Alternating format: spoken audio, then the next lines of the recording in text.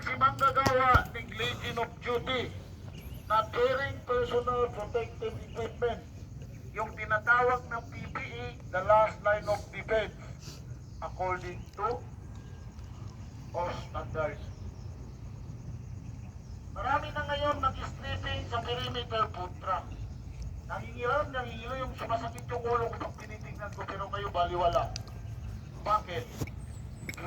Pag nahulog ganyan kataas, siguro, diretso ka agad. Sabi ni Indy, okay lang pag ito pang satanas. Nanagilis sa satanas. Tawa na tani. Ngayon, sinong kawawa? Mrs. Iiyak. Abot isang baso yung iyak after 40 days. Kasi maraming cellphone na yung calling.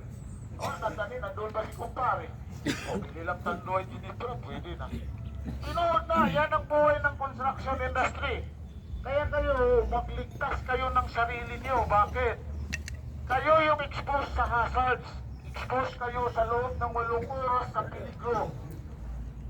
Pero depende sa specific job. Mayroon excavation, mayroon working at high, mayroon stripping. Working at high at the edge of perimeter or installation of pole box sa dulo